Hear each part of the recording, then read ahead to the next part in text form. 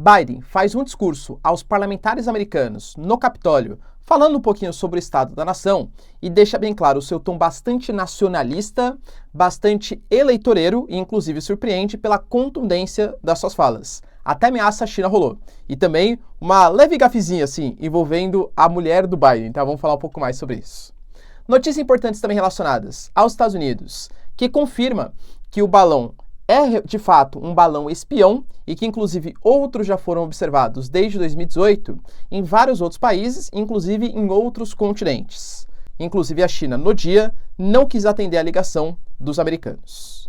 Notícias importantes também relacionadas ao voo MH17, para quem não sabe, era um voo que saía de Amsterdã em direção a Kuala Lumpur e que foi derrubado ali no leste da Ucrânia. E aí é uma troca de acusações entre ucranianos e russos, mas a Holanda deixa bem claro, há fortes evidências que o Putin que entregou os armamentos Buk para derrubar esse avião. A gente teve também a notícia do Zelensky fazendo uma visita oficial a Londres, ao rei Charles III, discursando no parlamento, vai também para Paris e para Bruxelas e, claro, pressionando caças por parte da União Europeia. A Alemanha, Olaf Scholz, já anunciou, não é pressãozinha que vai fazer eu mudar o meu pensamento. E para finalizar também, alguns senadores ali, membros do Senado americano, mandam uma carta para Mark Zuckerberg, que é o CEO do Meta, garantindo que o Meta, que é a empresa responsável pelo Facebook, compartilhou dados indevidos com os chineses. Lembrando que o Meta já esteve envolvido em coisas parecidas num passado recente. Se vocês querem entender um pouco mais sobre esses assuntos, e muito mais também sobre geografia, geopolítica, atualidades, política, polêmicas, enfim, tudo para você se manter sempre bem atualizado, já se inscreve no canal, deixa seu like, compartilha esse vídeo, que eu, professor Ricardo, conto muito com a sua ajuda. Belezinha? Pessoal, para quem não me segue no Instagram, hein, @prof_Ricardo Marcílio, me segue lá.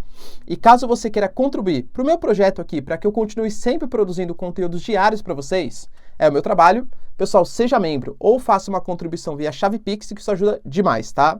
E claro, se quiser acesso ao curso mais completo de Geografia, Geopolítica e Atualidades da internet brasileira, pessoal, por um preço muito acessível, preço de pré-lançamento, link na descrição, tá? Que vocês não vão se arrepender. Tamo junto? Então, ó, bora lá pro vídeo. A gente teve ontem o discurso do Biden, que é o discurso ao parlamento americano. O parlamento trocou, né, pelas midterm elections. Não existe uma periodicidade exata de quando esse discurso vai acontecer, mas ele aconteceu aí na noite de ontem. Era um discurso muito esperado porque o Biden, ele perdeu o controle do parlamento, pelo menos da Câmara, hoje controlada pelo McCarthy, que é o presidente da Câmara, é um republicano, um opositor ao Biden, e o Biden está muito pressionado por uma certa morosidade em resolver a questão do balão chinês, em algumas atitudes sendo consideradas um pouco complicadas frente à Ucrânia. Por exemplo, os republicanos não concordam em mandar tantas verbas assim para a Ucrânia, ainda mais em um país que está envolvido em alguns escândalos de corrupção. Embora esteja claro, o Zelensky está querendo mudar essa imagem, fez uma reforma ministerial e tal, e também por alguns problemas relacionados à sua oratória, à sua postura e também à sua idade, tá? E eu diria que foi um discurso surpreendente, tá? Ele foi bastante enfático, ele foi bastante enérgico e ele conseguiu passar com bastante contundência. Até claro, né? É um discurso ao parlamento, mas óbvio que o Biden não quer falar com o parlamento. Ele quer falar com os mais de 300 milhões de norte-americanos que vão votar ano que vem. E o Biden é sim candidato, não for as prévias, claro, né? Mas deve ser o candidato do Partido Democrata. E ele falou muito mais sobre questões domésticas do que sobre questões externas. Do ponto de vista interno, ele fez questão de ressaltar a queda do desemprego nos Estados Unidos, realmente está num índice baixo, a queda da inflação em relação ao que já foi no passado e algumas políticas ali, como por exemplo, a queda dos impostos nos remédios e contra a política de uma reforma previdenciária mais forte, e a questão que eu não posso falar aqui, mas que já foi uma certa polêmica no passado, que é quando as crianças morrem antes de nascer, né? Nem existe, enfim, né? Tá, uma questão complexa. Mas que ele vai ser favorável à descriminalização desse ato. Não posso falar aqui no YouTube, né? O que é, porque senão tchau o alcance do vídeo. O YouTube é complicado, tá? Mas, então, a descriminalização aí desse ato. Isso foram pautas, assim, digamos, que pegam muito, né? Que mexem bastante com a popularidade, com os egos e o debate público. E ele conseguiu quando teve algumas vaias ali dos republicanos, chamando ele de mentiroso, ele foi lá e rebateu com alguns dados e tal. Então se saiu bem para um político, né? Não se a questão é verdadeira ou se é falsa, mas para o político que quer mostrar contundência e segurança, ele foi bem. Sobre a questão do balão chinês, que a gente vai falar daqui a pouquinho, ele falou que está bem claro que qualquer ameaça à soberania ao espaço americano, ao território americano, será combatido com veemência, tá? Uma coisa que ele precisava mostrar também, essa postura mais forte geopoliticamente falando. E talvez a gafe que tenha sido cometida, galera, vou até deixar o vídeo aí para vocês, a esposa do Biden, quando foi cumprimentar o marido da Kamala Harris, que é a vice-presidente, não sei, sabe quando tem aquela cena meio estranha? Você vai virar cara, o outro vira cara também e tal, e aí os dois acabaram dando um beijo na boca. Daí, como assim? É comum isso, né? A mulher do vice ter que beijar na boca o esposo do principal, enfim, né? Enfim, ficou uma coisa meio complexa ali, mas foi uma gafe que marcou a noite de ontem, tá? Mulher do Biden dando um beijinho ali, um selinho na boca também do marido da Kamala Harris. Só uma curiosidade aí pra vocês. Os Estados Unidos, ele pegou, né, tô colocando inclusive imagens aí para vocês, o balão meteorológico, ou entre aspas, o balão espião aí chinês, que é um balão que tem algumas das suas características, pô galera, 3 ônibus escolares, né, uma coisa gigantesca, uma coisa bizarra. E com as informações que foram divulgadas pelo Pentágono, esse balão chinês, ele já foi percebido e já é percebido desde 2018 em vários outros países, em vários outros continentes. A Casa Branca, inclusive, citou nominalmente alguns países próximos da China, como, por exemplo, Japão, Filipinas e Malásia, tá? E o Vietnã. Professor, como que os Estados Unidos sabe que não é um balão meteorológico e é um balão espião? Os argumentos utilizados pela Casa Branca são, primeiro, os painéis solares, que pegavam ali a captação de energia, eles eram muito maiores e sofisticados do que somente um balão meteorológico, ou seja, alguns equipamentos tinham a mais passando algum tipo de informação. Outra questão, o argumento que a China utilizou é que o balão se perdeu por conta das condições meteorológicas, ou seja, os ventos que sopram do 30 em direção aos 60 levaram o balão em direção à China. Segundo estudos científicos dos Estados Unidos, esses ventos eram impossíveis de ter levado de maneira natural ao território dos Estados Unidos. O último argumento que eles utilizaram também é a questão dos lemes. Então, era um balão que tinha grande capacidade de fazer ali mudanças de rotas e tal, e não fez por um suposto interesse em vistoriar os Estados Unidos, tá? Se é ou não, cara, pelo menos assim, informações precisas para os chineses vieram. Qual caça foi utilizado para bater o balão? Quanto tempo demorou para bater o balão? O Biden, ele demonstrou certa preocupação em que os destroços caíssem no continente, por isso que ele retardou um pouco a derrubada desse balão, só quando caísse no oceano, né? Se gerou algum tipo de murmurinho entre oposição e situação sobre o que deveria ser feito acerca de um artefato militar ou não militar, né? Chinês no espaço aéreo americano, se foi fácil ou não penetrar. Então, todas essas informações são super importantes para dois países que estão partindo de uma baita rivalidade geopolítica, tá? E segundo informações do Pentágono também, os Estados Unidos tentou fazer uma ligação antes de derrubar o balão chinês e a China não respondeu às ligações americanas. Não quis atender, deixou no vácuo aí os Estados Unidos. Por que fez isso? Talvez para justificar, segundo os Estados Unidos, que, tá vendo, ó, os Estados Unidos estão agindo que nem louco. Eles estão querendo colocar um balão meteorológico como se fosse ocupado por uma espionagem, coisa que valha. Os Estados Unidos estão querendo comprar uma briga contra a China. Então essa guerra de narrativas, essa guerra de história vai perdurar ainda bastante tempo acerca desse balão.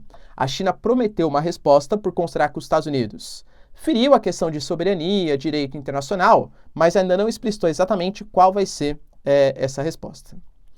Hoje saíram notícias também relacionadas ao trágico voo MH17, que era o voo feito por um avião da Boeing, que saía de Amsterdã, nos Países Baixos, porçãozinha ali da Holanda, em direção a Kuala Lumpur. Esse avião, ele estava passando por cima do território a leste da Ucrânia. E a gente sabe que isso foi em 2014, tá? Que era quando a guerra civil ali estava rolando de maneira bastante forte. Os rebeldes em Donbass, tanto de Lugansk como de Donetsk, estavam participando de uma guerra civil contra as forças do exército também.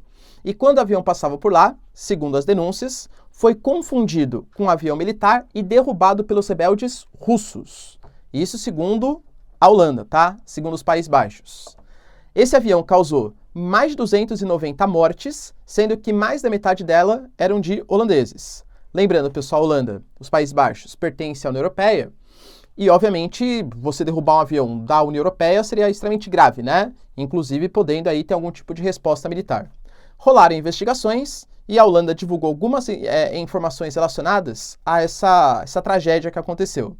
Segundo a Holanda, foram mísseis Buk de um sistema de defesa aéreo que pertence ali aos russos e, segundo informações, isso é muito provável que seja o Putin que tenha oferecido esse tipo de armamento para os rebeldes locais. Lembrando, pessoal, que o Acordo de Minsk, ele garantia que a Rússia não armaria os separatistas locais e que também a Ucrânia não agiria contra os separatistas, né, contra os pró-russos, os russófonos que viviam na região de Donbass. Na prática, nenhum dos dois lados cumpriu o Acordo de Minsk, né? Professor, isso pode ser feito alguma coisa contra isso? Segundo a própria nota, a Holanda ainda não encontrou argumentos suficientes para que consiga incriminar a Rússia ou algum tipo de opositor, tá? Mas, enfim, a Ucrânia falou que vai recorrer nos tribunais internacionais para tentar colar a imagem que o Putin que forneceu os armamentos para a derrubada desse avião de um membro da União Europeia. Deixando bem claro que a Rússia também já se prontificou em responder essas acusações e falou que tudo que eles utilizaram de imagem de satélite, de informações, de logística, a Holanda não considerou nada e que eles só consideraram tudo que foi fornecido pelos países ocidentais. Ou seja, segundo a Rússia, eles não estavam em busca da verdade. Eles estavam em busca em culpabilizar os russos e não conseguiram comprovar nada. Segundo a Rússia também, claro. Tá bom? O Zelensky faz uma visita oficial à Europa. É a segunda vez que ele sai do país desde o início do conflito. Ele foi para os Estados Unidos em meados ali de dezembro, conversou com o Biden e tal. E, inclusive, foi um ponto importante para conseguir os blindados.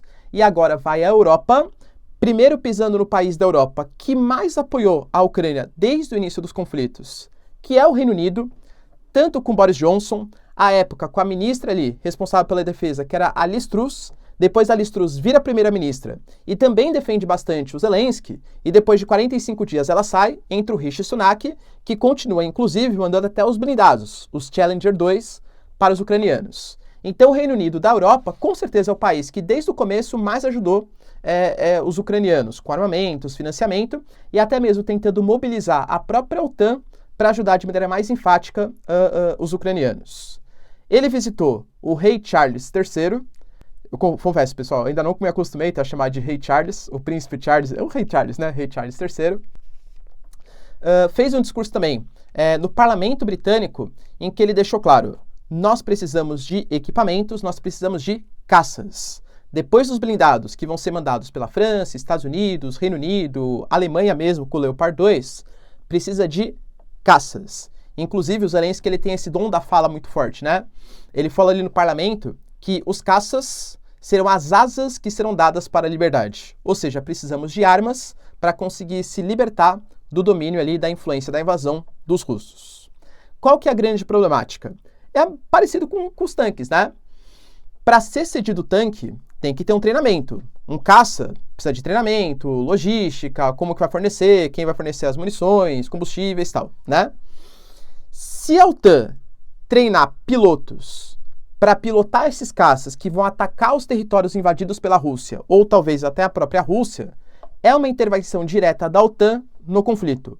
A Rússia já prometeu que se tivesse intervenção, vai ter resposta. Convenhamos também que a Rússia já tinha prometido que se mandasse tanques, mandasse equipamentos, os Patriots, RIMAR, ia ter também resposta, né? Enfim, é muito guerra de narrativas, de falas. Mas vai ser...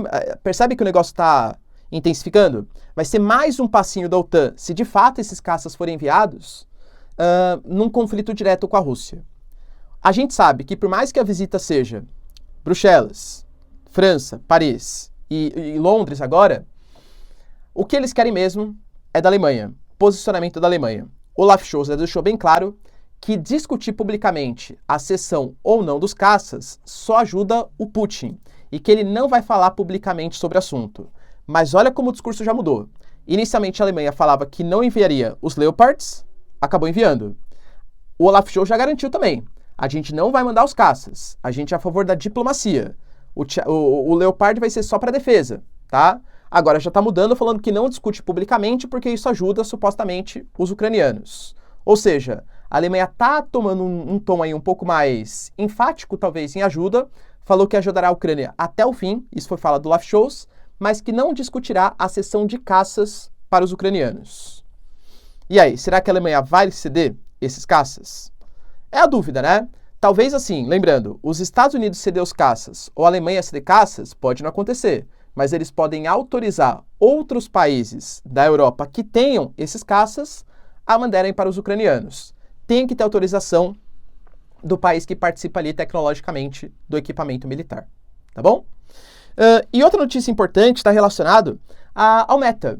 O Meta, que para quem não sabe, é a empresa que é dona do Facebook, né? O Meta é uma holding, então ela tem várias empresas, controle acionário de várias empresas. O principal seria o Facebook, né? E segundo, o próprio Senado americano, a gente pega o Comitê de Inteligência do Senado, o Mark Warner e o Marco Rubio, eles garantiram, inclusive por meio de uma carta ao Mark Zuckerberg, que é o CEO, o dono, vai entre aspas ali, no presidente, entre aspas, do Meta. Ele é o dono e o presidente, né, da Meta, dessa empresa. E segundo eles, tiveram ali compartilhamento de dados indevidos de centenas de milhares de pessoas com países que não são considerados confiáveis, citando nominalmente Rússia e China. Esses dados, utilizados pela Rússia e pela China, na menor das hipóteses, pode ser utilizado para fazer propaganda, por exemplo. Propaganda de algum produto, de alguma coisa, convencer a comprar um produto chinês e não com um produto americano, por exemplo. Mas, na pior das hipóteses, segundo o próprio Estados Unidos, pode ser utilizado para manipulações políticas. Se eu tenho, por exemplo, o seu dado e eu sei que você liga mais para as questões ambientais do que para questões econômicas, eu posso produzir uma fake news, posso produzir uma informação um pouco exagerada, enfim, que te manipule a gostar menos de determinado país ou menos de determinado candidato sobre a questão ambiental. Para que eu vou fazer uma questão econômica se eu sei que você não se interessa por isso? E as plataformas, elas têm todos esses dados. Então, manipulações políticas de comportamentais, elas estão muito associadas aos dados de redes sociais, enfim. Tanto que a gente fala, né, que os dados, eles são petróleo do século XXI. Países que controlam os dados controlam tudo. E houve ali compartilhamento com a Huawei e outros aplicativos também chineses. Lembrando que o Meta já esteve envolvido também no passado com compartilhamento indevido de dados de usuários do próprio Facebook, na época com a Cambridge Analytica, né? Inclusive foi fechado um acordo à época de 725 milhões de dólares para que fosse encerrado esse processo. A questão que fica é, o Facebook, nem autorizado a atuar na China, ele é. Por que desenvolvedores de países como, por exemplo, Rússia e China tinham acesso a dados dos usuários do Facebook? Eis a questão, as teorias da conspiração envolvendo o Mark Zuckerberg. O Meta já se pronunciou, falou que isso é coisa do passado, que o Meta reviu todas as suas políticas de privacidade. Mas mesmo assim, supostamente, houve o compartilhamento de dados com países rivais geopoliticamente dos americanos. Beleza, pessoal? Deu para entender os principais acontecimentos? Se vocês curtiram o vídeo, então, já deixa seu like, se inscreve no canal. Tamo junto, beijos, abraços e tchau, tchau.